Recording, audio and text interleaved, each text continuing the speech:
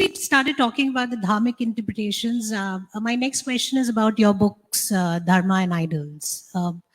What is the general understanding of dharma and idol worshipping, and what is it that you've actually broken, the kind of myths that you've broken in both these books about these two aspects?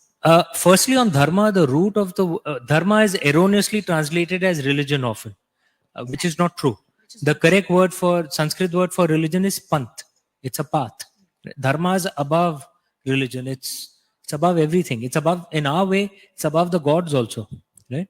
The root of the word dharma is a dhatu called dhru. Dhru means that which binds, that which sustains, that which lasts. And adharma is that which unbalances, that which does not sustain, that which is temporary. Right? So anything that creates balance in society, that binds the universe, that lasts, that is permanent, that is dharma. Right? And then all our stories are essentially explorations of dharma. And dharma is very complex. There are no simple 10 rules to follow. Right? A soldier at the border has a different dharma as compared to me as a lay citizen. Right? And he has a different swadharma, I have a different swadharma. There's a different kul dharma, there's a different yuga dharma. It's a complex philosophy. Exactly, which all of us are supposed to explore and then make the choices that we think are right, and then live with the consequences, right? And at the end of the Mahabharata, if you remember, Lord Krishna is cursed by Ma Gandhari, who's a human being, right? Lord Krishna is God himself. Ma Gandhari curses him because she said, you could have stopped this war if you wanted to. Lord Krishna doesn't say, how dare you this blasphemy, right? He just folds his hands together and says, as you command, Ma. What does that tell us? That dharma is above even the divine. No one is free of the law of cause and effect. And our entire way of life, the dharmic religions, is about exploring different parts of dharma. Idol worshipping, through this book, actually, I want to explain why I'm such a proud idol worshipper. There's been a tide of history against idol worshipping for the last 2000 years.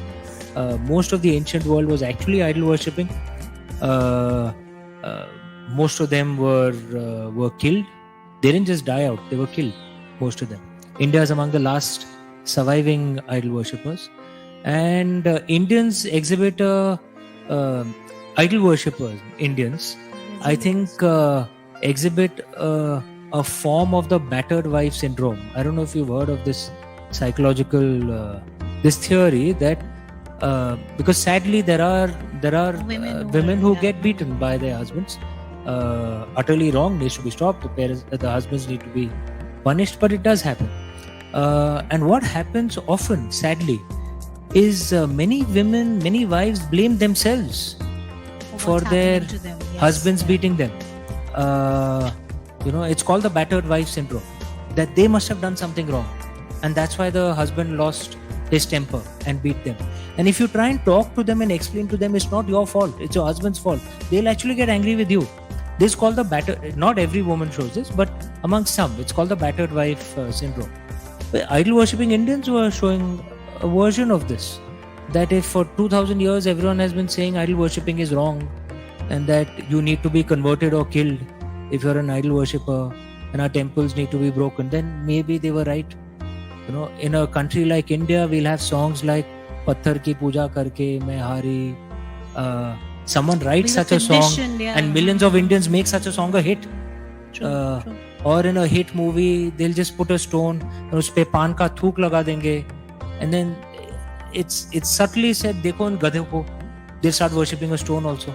Don't they know there's not God? When actually, if you realize, if you go deeper into the core philosophies of idol worshipping, most idol worshipping cultures are intuitively liberal, and it's not an accident. It emerges from the philosophies at the heart of idol worshipping. And that's what my sister and I, we wrote this book, Bhavna Di and I, and we want to explain the concept of idol worshipping without any judgment of those cultures that reject idols. But you don't want to worship idols, go ahead, don't worship. But you have no right to kill me just because I'm worshipping an idol, right?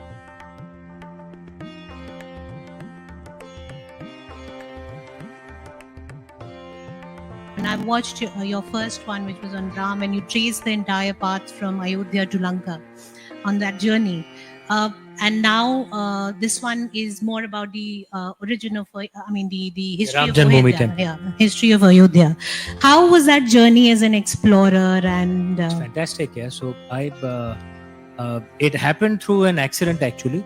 I was approached for to host this series for Discovery TV, and I thought it's a great idea. Why not? I mean, I get to visit all these places where I would like to pray in, and someone will actually pay me for it. Why not? And so I did that, and it was.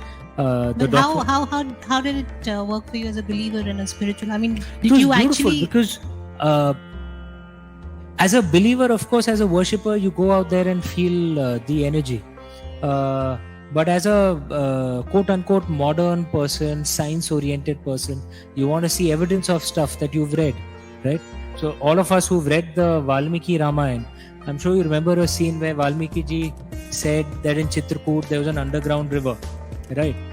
And at least I remember at that time, underground river, I'm not so sure. Not so sure. Well, we went to Chitrakoot. We had a geologist with us, by the way. It was a discovery thing. So they wanted to make. There's a massive cavern out there where there is an underground stream which flows out there. Okay. And we recorded out there, and it's there in the documentary, right? So many of these things that we would have read in a ancient text, your belief. And then you see it like, my God, it's actually true. It's right? actually true. Yeah. So that was really beautiful. The crew was actually Indians of all communities. Yeah, we had Hindus, Muslims, Christians, Sikhs in it, and then a few days into our shooting, I think it started striking many of us that we are walking the same paths that Lord Ram had walked on, okay, thousands of years ago. And it actually started impacting us, and all of us used to it just happened, organically. We used to end each day's shoot with Jai Shri Ram, right? Jai Shri Ram, Jai Siya Ram. And it obviously starts impacting you at a level.